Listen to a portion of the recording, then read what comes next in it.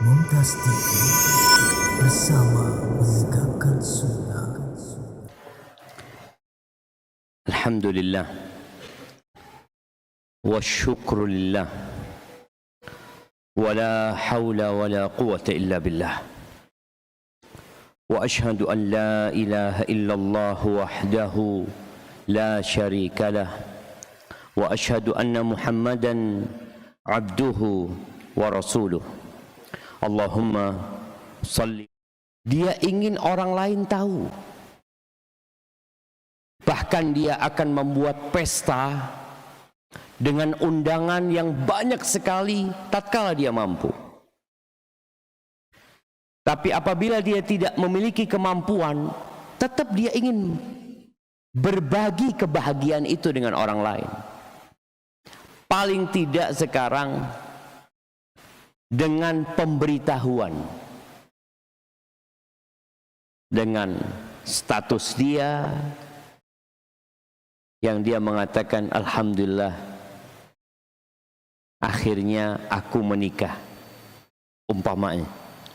Dia ingin ngasih tahu orang lain gitu, bahwa dia menikah. Berbeda dengan zina. Orang kalau berzina, orang kalau berselingkuh, apa bedanya selingkuh sama zina? Jemaah, biasanya selingkuh itu disematkan kepada yang sudah menikah. Dikatakan dia berselingkuh, punya istri tapi dia berzina. Tapi kalau belum punya istri ya disebut berzina. Wallahu a'lam. Apakah memang benar seperti itu? Tapi yang jelas banyak orang mengatakan perselingkuhan biasanya untuk orang-orang yang sudah menikah. Deb, kita masuk ke dalam pembahasan i'lanun nikah, mengumumkan pernikahan, mengiklankan. Kalau antum bikin konten di Instagram, itu ada yang disponsor, sehingga antum bisa sebarkan 1 Jember tahu. Apalagi kalau nikahnya antum pas 17 Agustus atau pas hari-hari yang memang orang sedang berpesta, itu orang pada tahu. Tapi di sini disebutkan tentang i'lanun nikah wa syahadatu 'alaiha, tentang mengumumkan pernikahan dan mempersaksikan pernikahan tersebut. Berarti ada 2 masalah. Masalah pertama mengumumkan, yang kedua mempersaksikan. Kalau mengumumkan, maka ternyata hukumnya itu mustahab, dianjurkan saja. Yustahabbu i'lanun nikah, dianjurkan mengumumkan pernikahan. Ini semua ulama sepakat bahwa mengumumkan berbeda dengan mempersaksikan. Mengumumkan itu ya dengan walimah umpamanya, dengan memberikan pengumuman lewat undangan. Apa dalilnya bahwa mengumumkan pernikahan itu sunnah? Hadis Rubai' binti Muawwid radhiyallahu anha, dia berkata, dakhala alayya an-nabiy sallallahu alaihi wasallam ghatata buniya alayya. Nabi SAW masuk ke rumahku, ke tempatku di pagi hari aku menikah. Artinya dia masuk ke rumah atau suaminya datang ke rumahnya dia untuk tinggal bersama dia. Fajalasa ala firashi kamajlisika minni. Lalu Nabi SAW duduk di atas ranjangku seperti duduknya engkau dari aku ini. Ini menyebutkan tentang jarak dan tempat duduk Nabi SAW. Artinya sahabat ini benar-benar mengingat kejadian itu. Cuma bagaimana tidak, yang datang tamu spesial, Rasulullah sallallahu alaihi wasallam. Mereka akan mengingat di mana Nabi duduk, dari pintu mana Nabi alaihi salatu wasallam masuk. Lalu dia mengatakan wa juwairiyatun yadribna bidduf. Dan ada bocah-bocah perempuan yang mereka mukul rebana. Jadi ternyata memakai rebana itu diperbolehkan dalam agama kita, khususnya di dua momentum. Yang pertama pernikahan, walimatun nikah. Yang kedua ketika Idul Fitri dan Idul Adha. Kita tuh beragama yang biasa-biasa saja. Jangan berlebih-lebihan. Jangan mengharamkan yang halal dan jangan menghalalkan yang haram. Apa yang menjadi standar kita? Rasulullah SAW. Nih, pada saat pernikahan Nabi ada di situ, dan di situ ada bocah-bocah perempuan pegang duf, pegang rebana ya, sambil memukul rebana tersebut. Yandubna man qutila min abaihinna yauma badr. Yang mereka menyenandungkan tentang ya peristiwa di perang Badar, di mana bapak-bapak mereka ada yang meninggal dunia di sana. Sampai hatta qalat jariyah, ada salah satu bocah yang mengatakan sambil memukul rebana ya, dia bersenandung, wa fina nabiyyun ya'lamu ma fi ghadi, dan di antara kita ada nabi yang tahu tentang yang terjadi di hari esok. Ungkapan ini tidak benar.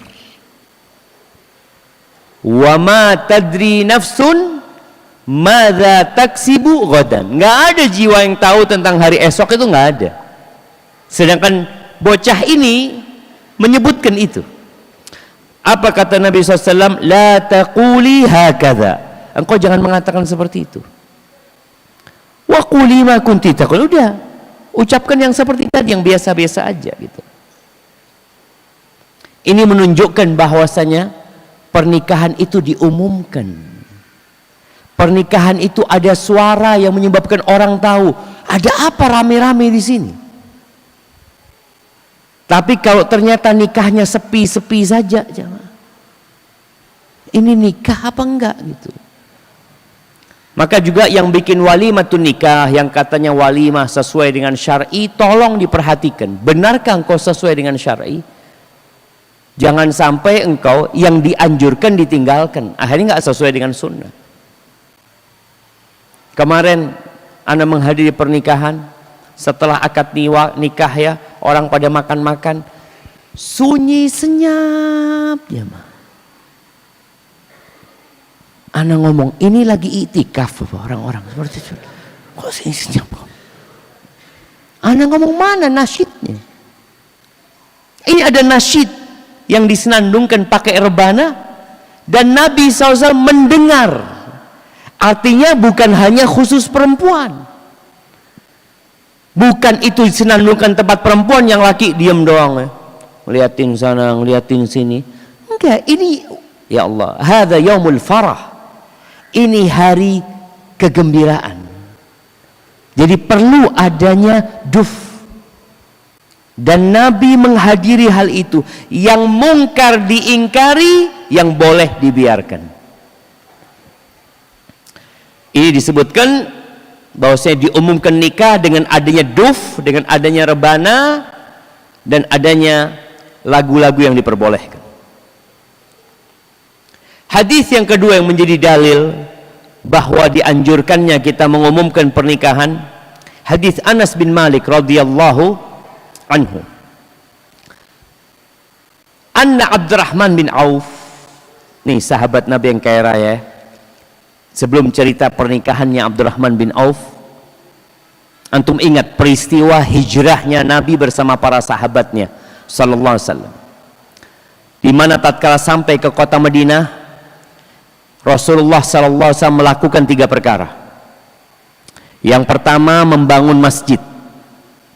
Rumah Allah Azza wa Jal sebagai tempat pertemuan.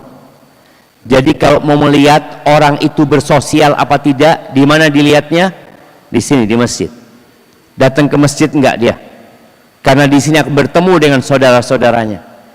Akan berdiri sama tinggi, duduk sama rendah bersama saudara-saudaranya di tempat ini. Tanpa membedakan yang kaya dan yang miskin, yang pejabat dan rakyat jelata. Masjid Baitullah Tabaraka Ta'ala. Tidak ada pejabat punya hak khusus di saf pertama, yang kaya punya hak khusus di saf pertama, nggak ada. Haknya sama rata di sini, rumah Allah Azza wa Jalla. Maka yang pertama dibangun oleh Rasulullah SAW adalah masjid. Kemudian yang kedua, beliau membuat al-mu'akhah, mempersaudarakan. Orang-orang beriman itu bersaudara. Innamal mu'minuna ikhwah. Tapi ini ada persaudaraan khusus di antara mereka yang dari kota Mekah dengan yang ada di kota Madinah. Mereka di awal Islam dipersaudarakan sampai saling mewarisi di awal Islam, sampai turunnya ayat tentang warisan. Nabi SAW mempersaudarakan fulan, engkau saudaranya fulan, bawa ke rumahmu. Karena yang hijrah nggak punya rumah, yang hijrah nggak punya pekerjaan, yang hijrah nggak punya siapa-siapa. Dia datang hanya membawa pakaian yang dia kenakan. Kalaupun ada harta yang milikin, nggak banyak juga yang dia punyain. Abdurrahman bin Auf dipersaudarakan dengan Sa'ad bin Rabi'. Sa'ad bin Rabi' orang kaya. Nanti kita akan bahas juga tentang kufu, ya, sepadan. Apakah seorang menikah itu harus sepadan secara harta? Jadi kalau engkau kaya, carilah orang kaya. Kalau antum miskin, jangan cari orang kaya. Apakah seperti itu? Abdurrahman orang kaya di kota Mekah dipersaudarakan dengan Sa'ad bin Rabi', konglomerat kota Madinah. Tapi ada perbedaan. Abdurrahman bin Auf kaya sebagai pedagang, Sa'ad bin Rabi' kaya sebagai petani. Dia punya kebun kurma yang banyak sekali. Dibawalah Abdurrahman ke rumahnya Sa'ad bin Rabi'. Sampai rumahnya dikatakan, ya Abdurrahman, inni lamin aghnal ansar au min aktsarihim malan. Aku termasuk orang Ansor yang paling kaya. Setengah hartaku buat engkau. Gimana antum ditawari kayak gitu jemaah? Antum baru hijrah, kan banyak orang baru hijrah biasanya susah hidupnya kan. Dia cari makan susah, cari pekerjaan susah, tahu-tahu ada yang nawarin setengah hartanya yang banyak sekali. Lalu aku punya 2 istri. Engkau lihat mana yang lebih engkau sukai? Bayangkan ya, ini yang namanya ukhuwah yang sebenarnya. Antum merasa dia benar-benar saudara antum. Bukan Sa'ad bin Rabi' ngasih harta nih uang, engkau cari istri, bukan. Bagaimana dia mengatakan aku punya 2 istri? Engkau lihat mana yang lebih engkau sukai. Aku ceraikan, nanti masa idahnya selesai engkau nikahi. Itu saudara. Ada saudara kayak gitu jemaah. Istri temannya diganggu kadang-kala. Na'udzubillah min dzalik. Ini istrinya dia kasihkan. Apa kata Abdurrahman bin Auf itu ya? Bagaimana Nabi mendidik sahabatnya untuk tidak minta-minta, untuk tidak menjadi orang yang selalu di bawah tangannya. Nabi mendidik mereka dengan mengatakan sallallahu alaihi wasallam, al-yadul ulya khairun minal yadis sufla. Tangan yang di atas lebih baik daripada yang di bawah. Abdurrahman mengatakan kepada Sa'ad bin Rabi', barakallahu laka fi malika wa ahlik. Semoga Allah memberkahi keluargamu dan hartamu. Makasih aku mau kerja. Dulluni ala suq, tunjukkan di mana pasar. Tunjukkan di mana ada pasar. Karena kalau sudah ada pasar, insya Allah bisa kerja. Nggak punya modal. Sebagian orang selalu berkata, ya apa kerja itu butuh modal. Satu modal yang kau butuhkan, jujur. Engkau jujur dan semangat bekerja, selesai. Dikasih tahu itu pasarnya. Kota Madinah ada pasar di situ, pasar di situ. Abdurrahman berangkat. Nggak punya modal jamaah. Kira-kira kalau nggak punya modal jadi apa? Antum coba ya berangkat ke pasar hewan di Jember ini. Apakah semua yang jualan itu pemilik barang? Enggak. Kadang-kala dia datang, dia jual berapa kambingnya? 2 juta ya, siap, dia cari pembeli. Mau beli, ada kambing zen 2.200.000, sini. Shh, ini barangnya. Milik dia bukan, jadi makelar aja dia. Ini Abdurrahman bin Auf, Masya Allah. Dapat beberapa pekan, mungkin beberapa hari, beberapa pekan, sudah nikah. Dengan uang sendiri, bukan uang Sa'ad bin Rabi, la. Makanya ketika Abdurrahman bin Auf datang kepada Rasul SAW, wabihi atharu sufrah, dan dia ada bekas kuningnya di dirinya ya, yang mungkin dulu orang kalau mau nikah itu dihiasi tangannya dengan apalah, kelihatan bekas habis menikah Abdurrahman. Nabi tanya SAW, mahyam ya Abdurrahman, ada apa nih kok kayak gini? Kata dia tazawwajtu ya Rasulullah, aku nikah ya Rasulullah. Nggak ruwet jemaah, sampai dia nggak ngasih tahu Nabi SAW kalau dia nikah, nggak ngasih tahu Nabi SAW. Dia nikah selesai. Kalau sekarang orang mau nikah, Allahu Akbar, sak kampung tahu, padahal belum nikah. Saya insya Allah nikah. Kapan? Insya Allah 2027. Sui Pak. Tapi beritanya kemarin, ini Abdurrahman bin Auf, itulah Nabi SAW mengatakan, ista'inu ala qada'i hawaijikum bil kitman. Kalian berusaha meminta tolong dalam menyelesaikan urusan kalian dengan menyembunyikannya. Jadi prosesnya antum nggak usah ngomong sama siapa-siapa. Kenapa? Fa inna kulladzi ni'matin mahsud. Orang yang punya nikmat biasanya ada yang hasud sama antum. Antum lagi minta anaknya fulana, udah usah ngomong-ngomong sudah. Enggak usah cerita-cerita. Kapan ceritanya? Undangan walimah. Fadlullah. Antum kapan nadornya? Kapan melamarnya? Kalau tahu antum melamar boleh jadi dia, loh, CNAE. Ini fulana orang paling cantik di sini. Mungkin ada orang lain yang akan masuk. Jangan. Apapun usaha antum, kalau sudah selesai, sudah mau jalan, baru bikin undangan. Makanya kalau kita lihat, kapan dianjurkan mengumumkan pernikahan? Setelah nikah, walimah. Makanya Abdurrahman nggak ngasih tahu siapa-siapa, dia nikah. Sudah selesai, dia ngasih tahu Nabi SAW. Nabi tanya, engkau mahar apa yang kau berikan? Karena pikir Nabi SAW Abdurrahman nggak punya apa-apa ini. Kok tahu-tahu bisa nikah? Zinatanawatin min dhahab, ya seberat biji kurma emas. Ada hitungannya itu secara emas tuh jamaah. Lalu Nabi SAW mengatakan, aulim walau bisyat. Engkau buat walimah walaupun hanya menyembelih seekor kambing. Artinya nggak harus 5 ekor kambing, nggak harus ngundang besar, enggak, seekor kambing, bismillah bikin walimah. Maka walimah itu dianjurkan, diumumkan. Antum nggak usah ruwet-ruwet kadang-kala. Mamanya datang sini ke Masjid Abdillah, antum lihat banyak orang jualan. Sudah antum umumkan di sana, fadol, semua boleh ngambil di sana, walimahnya ana. Lu antum kapan nikahnya? Alhamdulillah 2 hari yang lalu. Sudah.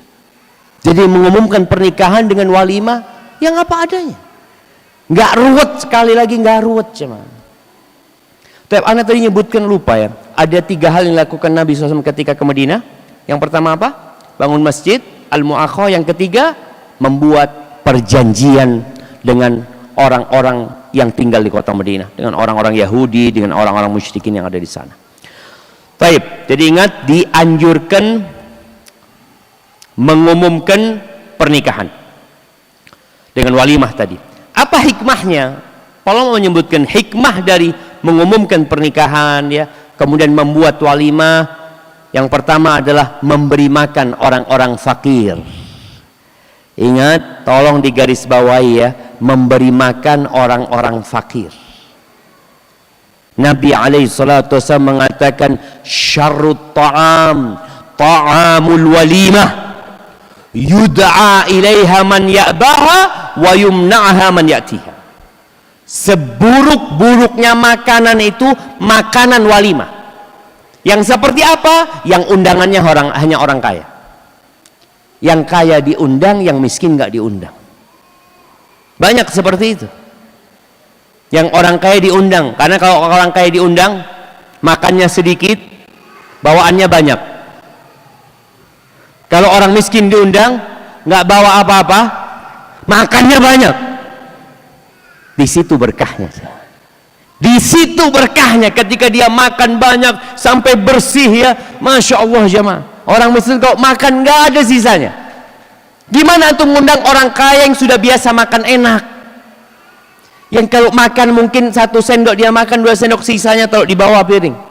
Yang orang miskin ngelihat, ya Allah kepingin anak habisin. Berkahnya. Kita nggak tahu berkahnya di mana jemaah. Dan kalau orang miskin dikasih makan, ya Allah jemaah. Sampai ada sahib mengatakan, ketika ngundang orang miskin, sampai mau dicuci piringnya jemaah. Ini nyucinya di mana gitu? Karena dia nggak biasa makan di tempat orang-orang. Kalau orang kaya sudah, dia nggak ada berpikir untuk nyuci. Maka di sini kita lihat hikmah yang pertama ketika antum mengundang walimah selain mengumumkan adalah memberi makan orang-orang fakir.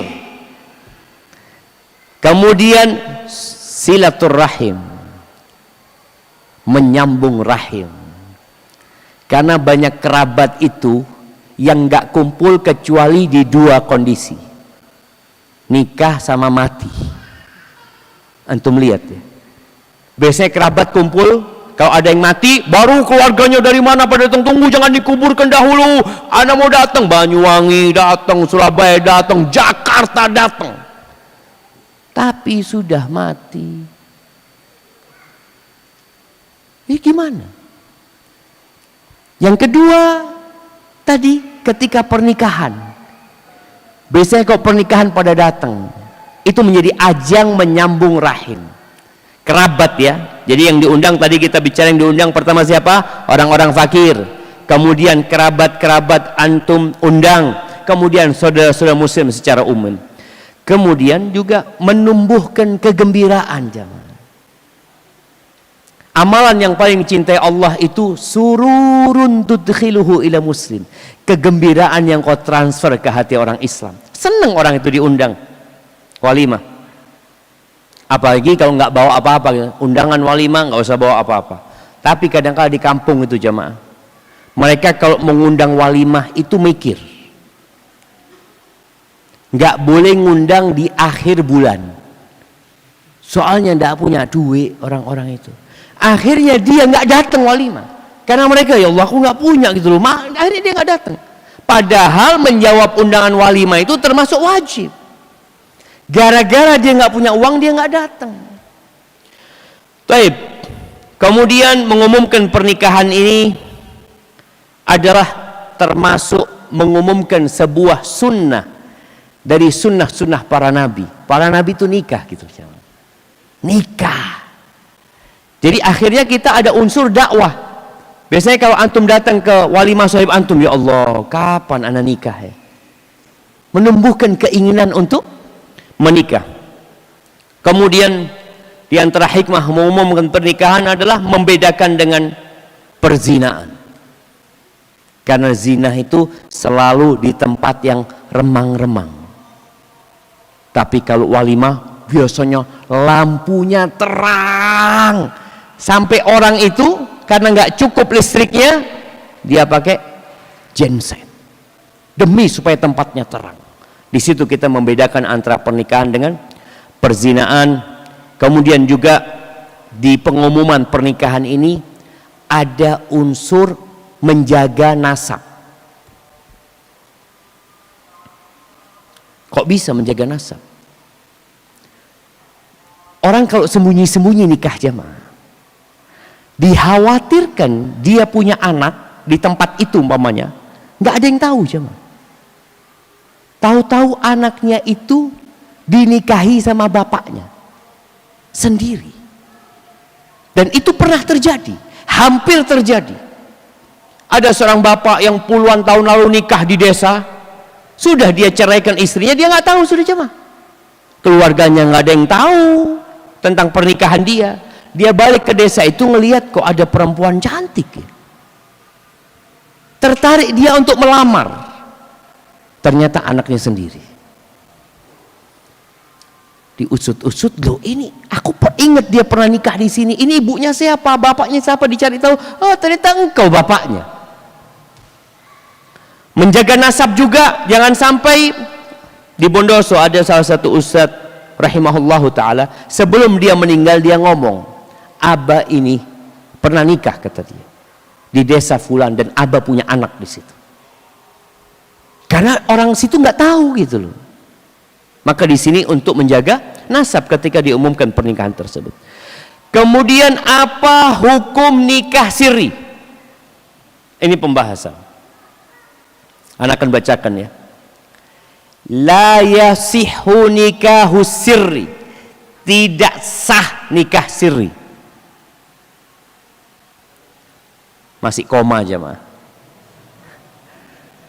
Tidak sah nikah siri alladzi yutawasa bikitmanihi wala yushhad alaihi ahad, yang mereka sepakat untuk menyembunyikan, merahasiakan pernikahan itu dan tidak ada saksi. Tidak ada saksi, padahal saksi termasuk syarat sahnya nikah. Ini gimana? Sang bapak menikahkan putrinya dengan seorang laki-laki, dia mengatakan jangan ngomong siapa-siapa. Pikirnya yang laki, alhamdulillah walinya langsung yang nikahkan saya. Nggak sah. Kalau mereka bersepakat untuk menyembunyikan, merahasiakan dan tidak ada saksi. Ada ijma' para ulama tentang hal ini. Bagaimana Al-Imam An-Nawawi mengatakan ajma'atil ummah, umat sepakat ala annahu law aqada sirran bighairi syahadatin lam yanaqid. Kalau dia melaksanakan akad nikah tanpa ada saksi, nggak sah, nggak, nikahnya itu batal. Jadi jangan bermudah-mudahan kalau bicara nikah siri ini. Kadang-kala tadi ada orang cuma datang sama bapaknya, ngomong bapaknya, Pak jangan ngomong siapa-siapa Pak ya. Iya nggak apa-apa lah, Bapak tahu engkau lah, yang penting fulusnya jangan lupa. Ini ada unsur perzinaan nanti. Bukan ada walinya, ini nggak sah. Disebutkan bahwasanya nikah itu tujuannya adalah untuk menjaga kehormatan diri. Maka kenapa engkau sembunyikan? Nikah ini fadilah, bukan dosa. Kalau dosa pantas disembunyikan, nggak boleh ada orang yang menyaksikan. Orang itu berusaha ketika dia berzina, nggak boleh ada saksi. Dia akan menyembunyikan perzinahan tersebut. Tapi kalau nikah, tetap harus ada saksi. Jadi ingat di sini disebutkan, Ibnu Rushd mengatakan ittafaqu ala annahu la yajuzu nikahu sirri. Ibnu Rushd mengatakan mereka bersepakat bahwa tidak boleh nikah sirri. Kemudian ada pembahasan bagaimana hukum nikah yang dirahasiakan oleh walinya, oleh suaminya dan oleh saksinya. Berarti ada saksi. Kalau yang pertama tadi nggak ada saksi, itu nggak sah. Gimana kalau sekarang ini ada saksinya, tapi mereka bersepakat untuk tidak menceritakan kepada siapa-siapa? Ingat seorang perempuan yang Anda pernah ceritakan, nggak tahu di sini atau di mana, yang dia telepon, dia mengatakan, Ustaz, Anda ini sakit hati sama bapak Anda. Mungkin sebulan sebelum ibu Ana meninggal dunia, bapak Ana cerita kalau dia sudah nikah sama tetangga jemaah 11 tahun. Bayangin jemaah, sudah 11 tahun nikah. Ini menunjukkan benar-benar ada kesepakatan untuk merahasiakan. Sang suami merahasiakan, saksinya merahasiakan, walinya merahasiakan. Gimana hukumnya? Maka disebutkan bahwasanya hukum nikahnya sah. Tolong dibedakan sama yang pertama. Di sini ada saksi. Yang pertama nggak ada saksi. Dikatakan yasihun nikah alladzi yaktumuhul wali waz-zawj wasyuhud. Nikahnya sah, nikah yang dirahasiakan oleh wali, suami dan saksi-saksinya, dan ini mazhab jumhurul ulama bahwa pernikahan sah. Kenapa? Karena itu tidak disebut nikah sirri. Kita ada perbedaan, nanti dibahas ya, ada perbedaan di Indonesia ini. Nikah sirri itu nikah apa? Nikah yang tidak dicatat di catatan sipil dianggap nikah sirri. Sedangkan kalau kita membaca kitab-kitab para ulama, yang dimaksud dengan nikah sirri adalah nikah tadi yang dirahasiakan tanpa ada saksi. Itu disebut nikah sirri. Disebutkan di sini annahu laisa sirran. Nikah yang ada dua saksinya tadi nggak sirri, nggak rahasia. Ada suami, ada wali, ada istri, dan ada kedua saksi. Ada 5 orang nih. Yang terpenting adalah 2 saksi tadi. Nikahnya sah. Maka nggak harus diumumkan. Maka tadi di awal disebutkan bahwasanya dianjurkan mengumumkan pernikahan, bukan diwajibkan. Jadi antum kadangkala mau nikah, umpamanya ana mau nikah masih kuliah Ustaz, tapi ya malulah sama tetangga-tetangga kok masih kuliah nikah. Ya udahlah, nikah tanpa diumumkan kemana-mana. Yang tahu cuma ada 2 saksi dan pernikahan itu sah jadinya. Baik. Ini persaksian dalam pernikahan itu termasuk syarat sahnya nikah. Maka akad nikah yang tanpa saksi nggak sah. Dan ini pendapat jumhur ulama. Maka tetap harus adanya persaksian. Apa gunanya persaksian jamaah? Supaya tidak ada pengingkaran. Kalau suami istri, laki-laki dan perempuan ini menikah ya, kemudian tahu-tahu lakinya meninggal dunia, punya anak, si laki ini punya istri lain, dan si laki mati, punya hak waris apa enggak? Punya hak waris ini. Dengan apa dia menyatakan haknya? Sedangkan nikahnya nggak dicatat. Dengan apa? Dengan saksi. Maka 2 saksi kata, iya, aku bersaksi dan fulan bersaksi suamimu menikah sama fulana dan punya anak. Ini anaknya suamimu. Karena dengan tidak dicatat itu boleh jadi hak-hak istri dan anaknya hilang. Dan ini yang dikhawatirkan. Maka kalau bicara apakah harus mencatat pernikahan tersebut, ulama menyebutkan, nanti juga dibahas di sini. Kalau dia khawatirkan hak-hak istri dan anak-anaknya hilang nantinya, maka harus dicatat. Kalau nanti engkau mati tuh istrimu nggak dapat warisan, padahal seharusnya dapat. Apalagi kalau istrimu menganggap enggak, mana buktinya? Nggak ada buktinya. Buktinya itu saksi tadi. Cukup dalam agama kita itu cukup. Baik, kita dengarkan azan dulu.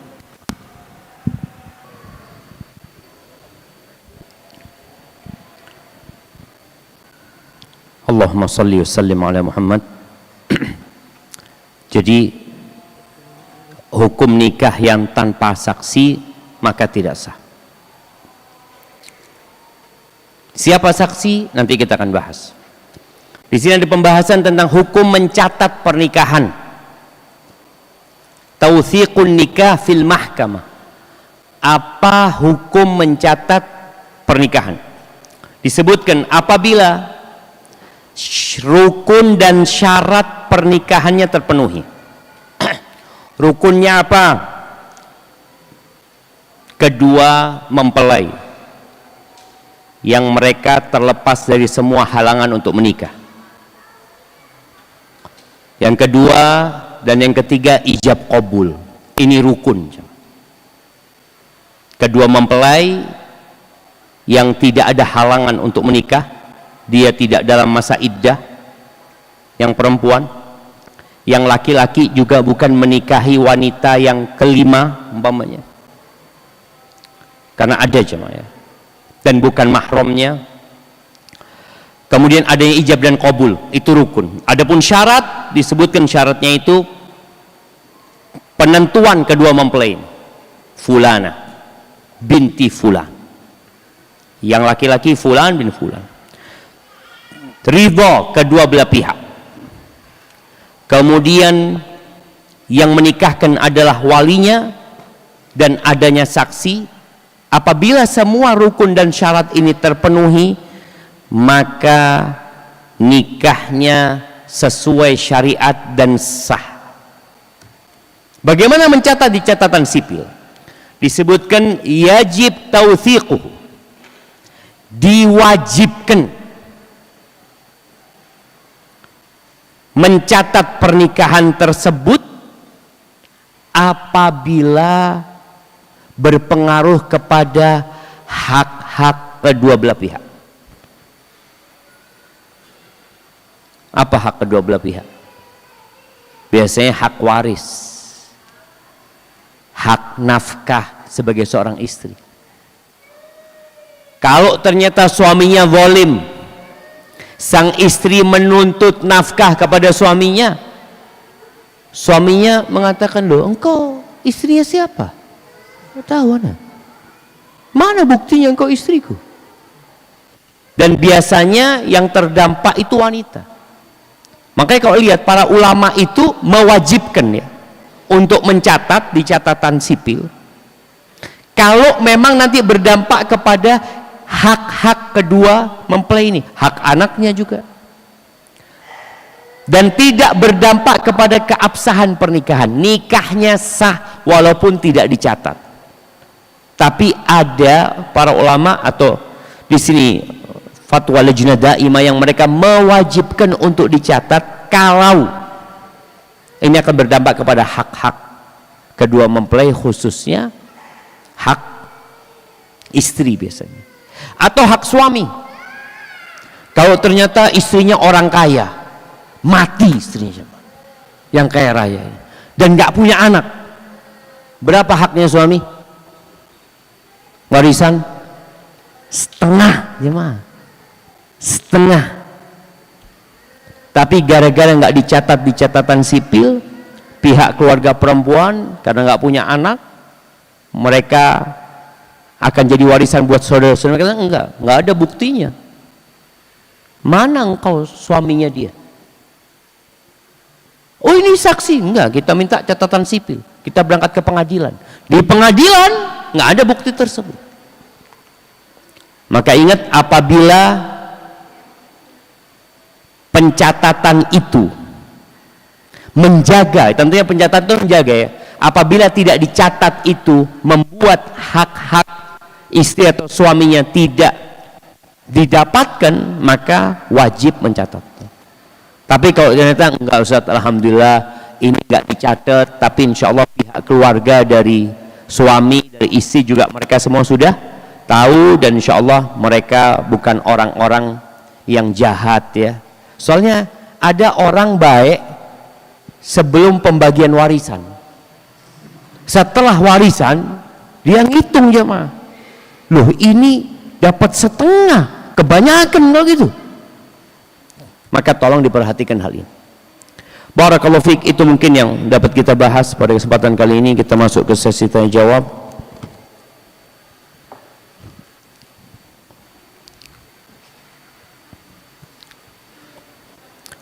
Ustadz, apakah termasuk perbuatan nusyuz apabila seorang istri mengusir suaminya dari rumah rumah milik istri. Karena hampir 20 tahun menikah, istri yang menafkahi.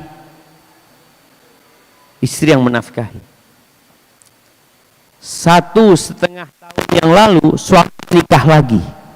Ya Allah jemaah. Ini 20 tahun yang ngasih nafkah siapa? Istri. Tahu-tahu suami kawin lagi. Tergoda wanita yang mengejar-ngejarnya.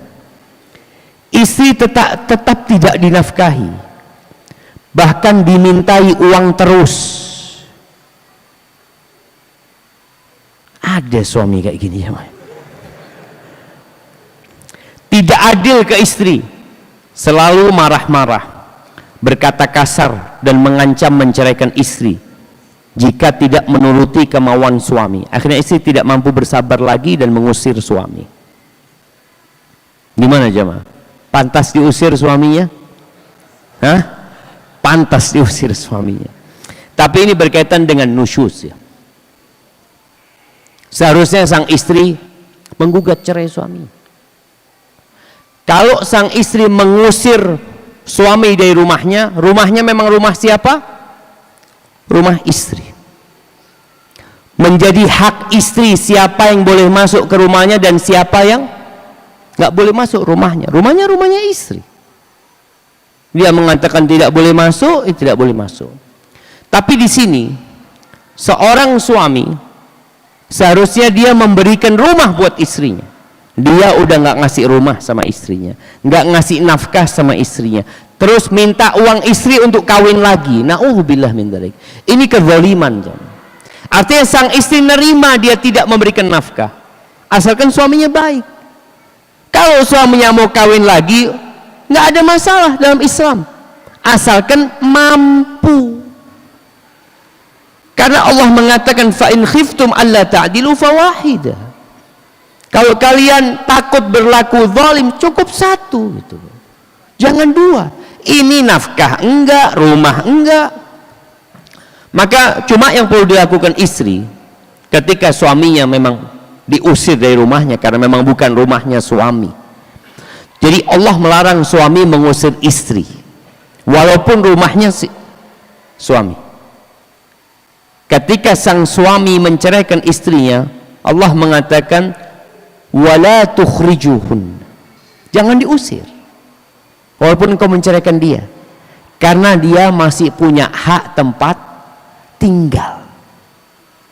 Istri punya hak tempat tinggal kalau ditolak raj'i, sehingga kau nggak boleh ngusir dia. Dia punya hak tempat tinggal. Tapi kalau suami digugat cerai sama istrinya, apakah suami punya hak tempat tinggal? Nggak ada. Jadi bicara hak suami di tempat itu nggak ada. Tapi tadi sang istri kalau bicara mengusir ya, maka yang seharusnya dia lakukan adalah menggugat cerai suami. Karena Anda lihat sang suami tahu istrinya nggak berani, takut diceraikan sama dia, maka dia bertindak semena-mena. Maka mungkin yang perlu dilakukan istri adalah menggugat suaminya agar suaminya tahu diri kalau memang engkau sudah nggak mau sama suamimu. Tapi kalau engkau masih mau sama suamimu, artinya engkau tidak mau bercerai sama dia, yang engkau harus taat dan nurut sama suami. Seperti itu. Hadza wallahu a'lam bissawab.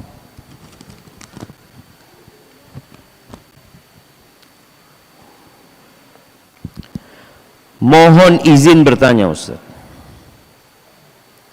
bagaimana cara seorang anak mengatasi orang tua yang sudah 28 tahun menikah tapi sekarang masih terus berantem Ustaz di dalam keluarga? Kami seorang anak tidak bisa berbuat apa-apa Ustaz. Bagaimana solusinya Ustaz? Syukran jazakallahu khairan. Jamaah, menikah itu untuk sakinah, bukan untuk berantem. Tapi ada orang-orang yang sakit mentalnya.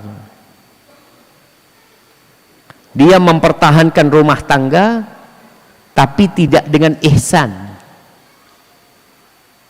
tidak dengan ma'ruf. Allah mengatakan fa imsakun bima'rufin au tasrihum bi ihsan. Kalau rumah tangganya mau dilanjutkan maka dengan baik-baik. Kalau enggak ya pisah dengan baik-baik. Tapi bagaimana di rumah hidup bareng tapi berantem terus? Sehingga pernikahan itu yang seharusnya menjadikan mereka mendapatkan pahala, yang ada pernikahan itu hanya mendatangkan dosa. Maka Allah katakan fa in khiftum alla yuqima hududallah fala junaha alaihima fi maftadat bih. Kalau kalian takut nih suami istri nggak bisa menegakkan aturan-aturan Allah dalam rumah tersebut, maka nggak apa-apa sang perempuan gugat cerai. Nggak apa-apa. Jangan diancam istri, engkau gugat cerai nggak mencium bau surga. Betul hadisnya. Kalau dia gugat cerai tanpa sebab. Tapi kalau ternyata memang yang ada hanya makian, yang ada hanya KDRT dalam rumah, berantem sudah 28 tahun. Bayangin ya, anak ini merekamnya. Di antara penyebab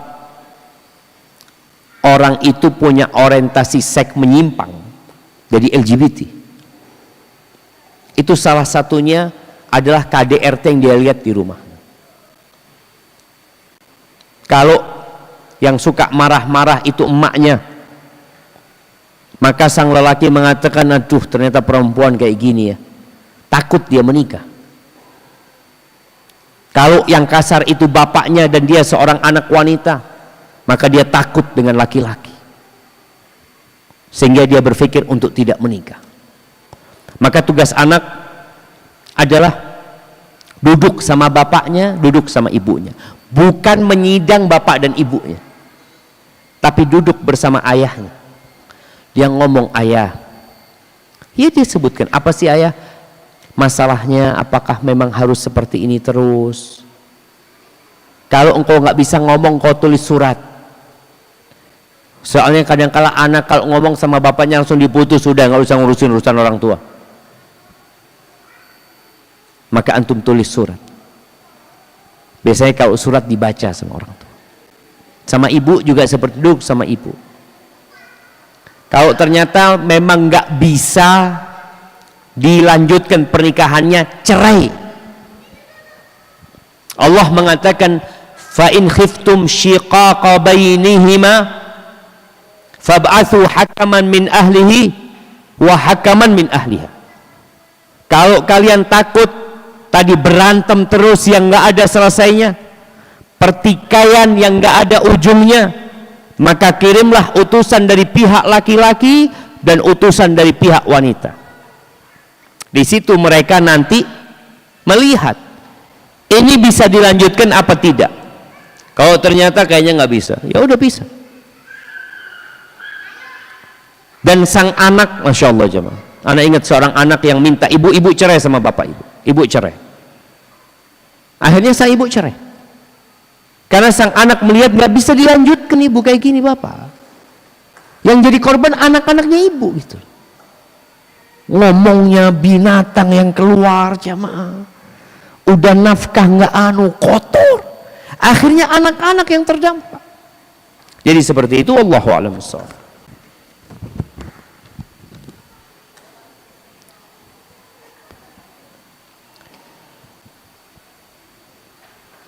Alhamdulillah ala kulli hal. Usaha saya sedang sangat sepi Ustaz. Tidak ada orderan yang masuk dalam 5 hari terakhir. Qadarullah, keadaan yang seperti ini sudah saya alami 3 tahun terakhir. Tapi paling parah mulai tahun ini. Saya ingin melamar pekerjaan tetapi terkendala oleh pendidikan minimal dan usia yang tidak lagi muda. Beberapa hari lalu ada tawaran untuk bekerja di Jepang sebagai pekerja di perusahaan swasta di tempat saya bekerja, tetapi untuk sholat agak sulit. Teman saya terpaksa menjamak sholat duhur dan asarnya.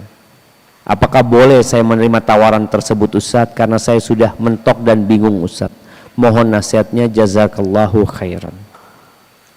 Enggak, antum jangan berangkat ke sana. Kalau antum sudah tahu Di tempat itu kita dipersulit beribadah.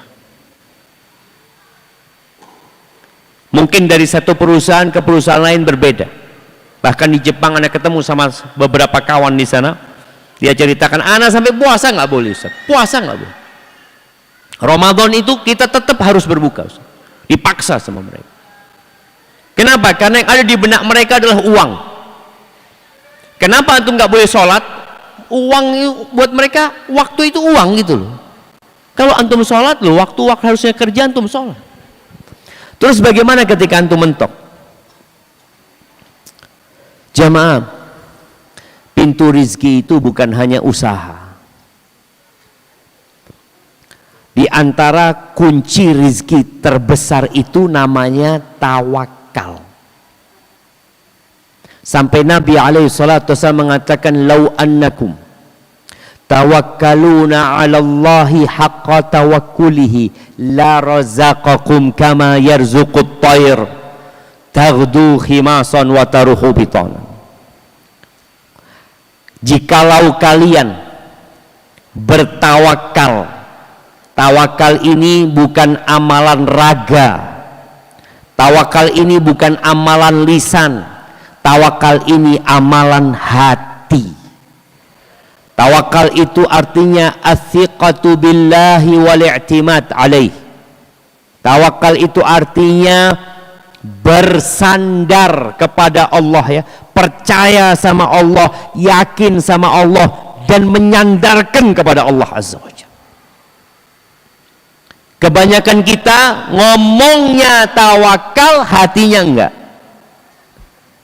Hatinya masih memikir, kayaknya usaha ini bagus, kayaknya usaha ini bisa, kayaknya.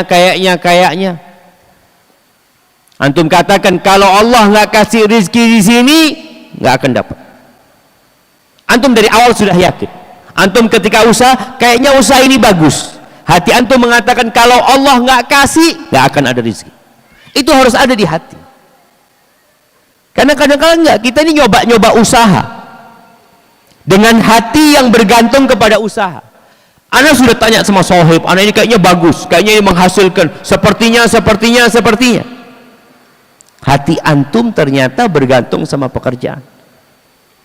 Masih ingat cerita seorang yang ketemu dengan gurunya, dengan syekhnya, wajahnya muram, menunjukkan dia susah. Dan syekh tahu ini sudah berulang kali cari pekerjaan ini itu, nggak dapat pekerjaan. Ditanya sama syekh, engkau gimana, kata dia. Iya syekh, masih belum syekh, katanya. Tapi ana sudah melamar pekerjaan di sini dan ana sudah punya lobby fulan. Mulai dia sebutkan usaha dia aja. Apa kata syekh?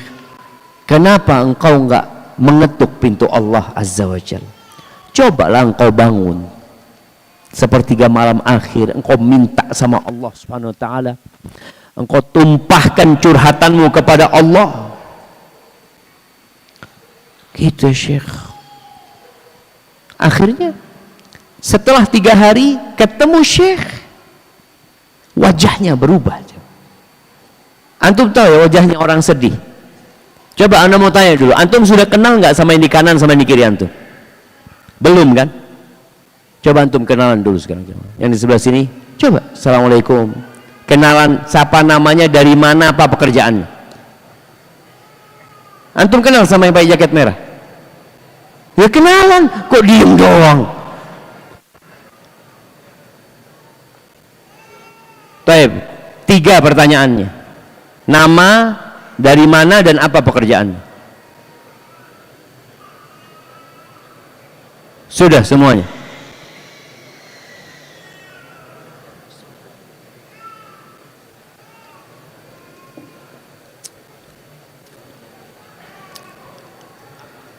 Nah, aman jamaah? Sudah semuanya? Antum lihat, kayaknya saudara antum ini punya utang kayaknya. Antum bantu dia. Kayaknya dia belum makan, antum ajak makan dia. Baik, ini setelah 3 hari wajahnya berubah.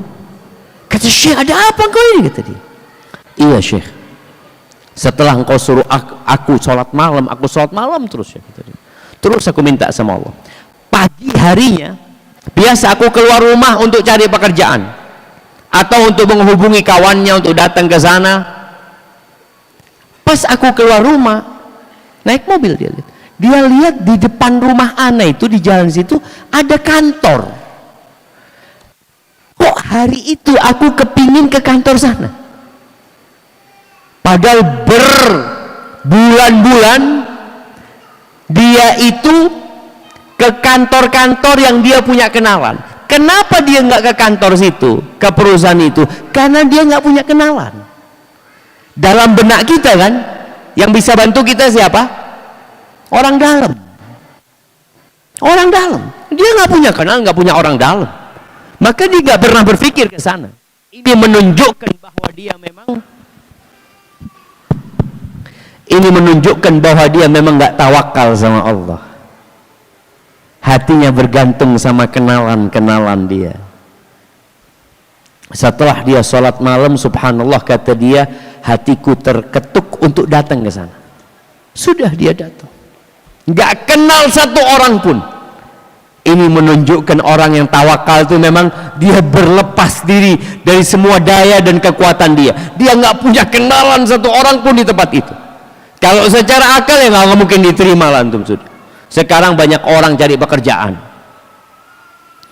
Dia datang ke resepsionis, tanya, ada lowongan kerja enggak? Oh ada, kata dia. Coba antum naik ke atas, temuin manajernya apa. Subhanallah, dia naik ke atas, nggak kenal satu orang pun, masuk ke kantor, ketemu sama manajer itu, ngobrol-ngobrol, ya tanya pengalamannya ini. Kita ada 2 pekerjaan, antum mau sama yang mana? Bayangin jemaah, itu yang terjadi sama kita jemaah. Kita bergantung dengan tanah yang kita jual, nggak laku-laku. Ana sudah usaha jual tanah Ustaz. Ya antum bergantung sama tanah itu, dan antum berpikir kalau tanah ini laku insya Allah selesai urusannya. Kan seperti itu sebagian kita. Ana sudah usaha. Yang terpenting itu bukan usaha, karena yang kasih rezeki itu bukan usaha. Yang kasih rezeki itu Allah Rabbul Alamin. Wa fis samai rizqukum wa ma tu'adu. Di langit tuh rezeki kalian, di langit sana.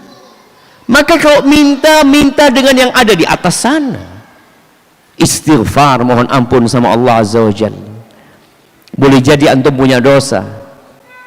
Innal abda la yuhramur rizq bidzambi yusibuhu.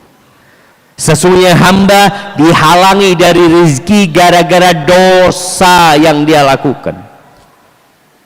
Kalau antum orang soleh, antum lihat kayaknya antum punya dosa, antum banyak istighfar. Boleh jadi dosa antum sama orang lain, antum perlu minta maaf sama mereka. Boleh jadi antum pernah makan haram yang menyebabkan doa-doa antum tidak dikabulkan. Barakallahu fikum.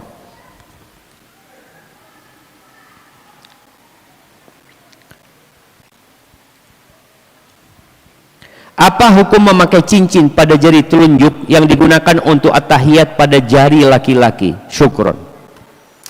Ahibati fillah, ada perbedaan laki-laki dengan wanita.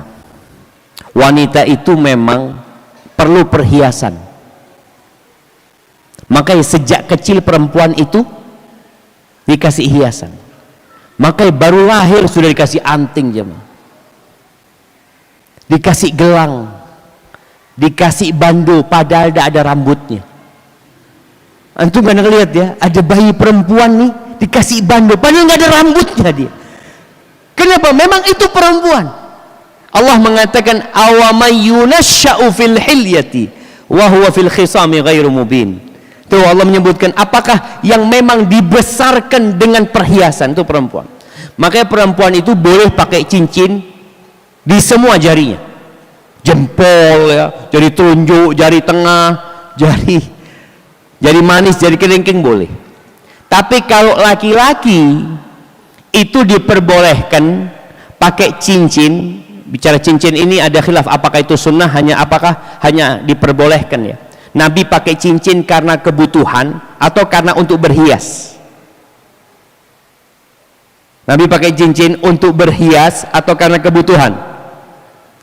Ada yang berpendapat karena kebutuhan, karena cincin Nabi untuk stempel. Ada yang berpendapat untuk berhias, sehingga kalau bicara untuk berhias berarti kita dianjurkan seperti itu. Nabi pakainya di jari kelingking sama jari manis. Kalau jari tengah, jari telunjuk sama jempol ini makruh, nggak haram sih. Tapi kalau antum tujuannya menyerupai perempuan, jangan. Ada yang pakai cincin ya, pakai akik semuanya, sampai mau makan dia, antum bisa bayangin ya, orang punya akik 5 gede-gede makan gitu, seperti itu. Jadi makruh ya, dimakruhkan. Bagaimana pernikahan seorang yang telah terjadi tanpa wali, hanya saksi, atau tanpa wali dan saksi? Nggak sah nikahnya, nggak sah. Apa yang harus dilakukan? Memperbarui pernikahan. Kalau sudah jadi suami istri, putus sekarang. Antum sudah tahu hukumnya, dan antum juga punya dosa. Kenapa nggak belajar dulu, nggak tanya dulu? Padahal ada ulama. Allah mengatakan fas'alu ahla dzikri. Ini urusan halal haram, dan kita tahu al-ilmu qabla al-qawli wal amal. Berilmu dulu sebelum melangkah antum dan sebelum berbicara. Antum sudah beraksi baru tanya. Maka setelah antum dengar ini, antum nggak halal buat istrinya, nggak halal. Terus gimana? Perbarui pernikahan, menikah lagi dengan saksi dan dengan wali, dengan walinya ya, bukan wali-walian.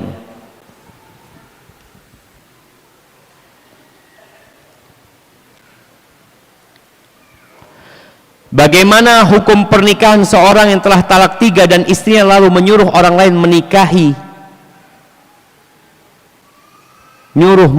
mantannya agar dibolehkan lagi rujuk yang keempat kalinya? Itu namanya, ini termasuk yang terlaknat jemaah. At-taisul musta'ar. Itu namanya bandot sewaan. Tahu bandot tentu? Ada yang tahu bandot? Bandot itu domba laki jemaah. Antum tahu kan ada domba laki untuk ngawinin apa? Perempuan, dilaknat yang seperti itu jemaah. Maka nggak boleh. Tapi kalau laki-laki itu mau menikahin, kemudian boleh jadi pernikahannya dia akan lanjut, bukan ada kesepakatan loh jemaah ya, lain lagi. Coba engkau nikahin lah, kalau engkau memang cocok sama dia ya lanjutkan, kalau enggak ya dia akan menceraikan seperti itu. Tapi kalau sudah ada kesepakatan, syuf anak kasih ya 2 juta, antum nikahin dia, nanti dapat ya 3-4 hari antum ceraikan, nggak boleh, dosa itu jemaah. Dan terlaknat orang yang melakukan itu. Barakallahu fikum.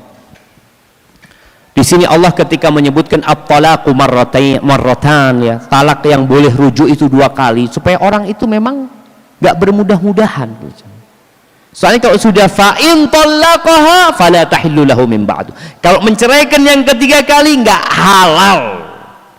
Supaya kita nggak main-main sampai dia menikah sama laki-laki lain.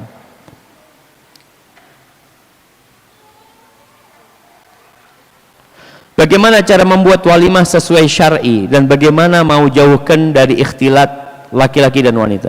Jemaah ya sudah sesuai dengan yang biasa kita lakukan. Perempuan di mana sendiri sana, laki di tempat sendiri, tidak terjadi ikhtilat.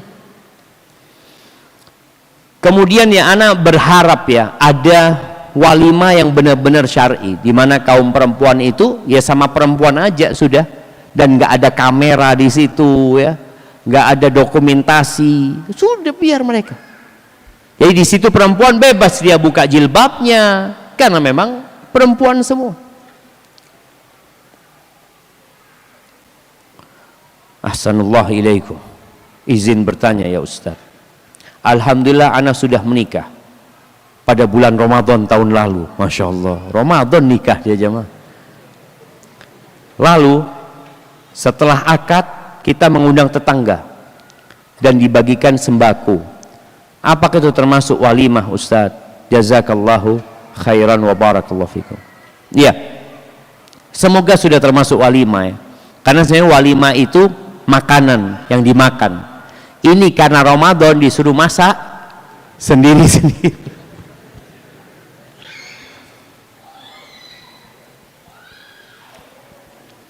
Afwan izin bertanya Ustadz, ana seorang suami yang berprofesi sebagai wiraswastawan, di mana pekerjaan ana belum bisa menjadi wasilah untuk mengumpulkan rezeki dari Allah untuk nafkah wajib sehari-hari.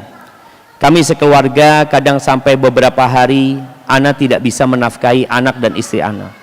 Untuk menyambung hidup sehari-hari, istri usaha wiraswasta juga, dan terkadang sama-sama tidak berhasil mendapatkan rezeki dari Allah. Yang ana tanyakan, kami sudah tidak melaksanakan kewajiban yang Allah syaratkan atas pernikahan kami. Ana tidak bisa menafkahi dan istri tidak bisa patuh. Mohon nasihat dan antum untuk kami berdua, mengingat istri ana juga hadir di kajian ini Ustaz. Barakallahu fikum. Subhanallah jamaah ya. Tuh, kita itu kalau dengar masalah orang, kita jadi bersyukur sama Allah SWT. Kita disuruh melihat ke bawah, jangan melihat ke atas. Yang pertama, seorang istri yang sudah berusaha untuk memberikan nafkah tapi dia tidak mampu, maka dia nggak dosa. Karena bukan dia nggak berusaha, tapi dia nggak mampu. Sang istri punya hak menggugat cerai suaminya karena suami tidak memberikan nafkah. Tapi kalau sang istri tidak menggugat, berarti dia menerima kondisi suaminya. Kalau bicara menerima kondisi suami, maka mau tidak mau dia harus taat dan patuh sama suami. Tapi memang jamaah, kepemimpinan seorang lelaki itu jadi pincang tatkala dia tidak memberikan nafkah. Maka di sini sang suami perlu sabar, karena dia tahu penyebab istrinya seperti itu adalah dia penyebabnya. Dan sang istri pun seharusnya juga sabar, suaminya sudah berusaha.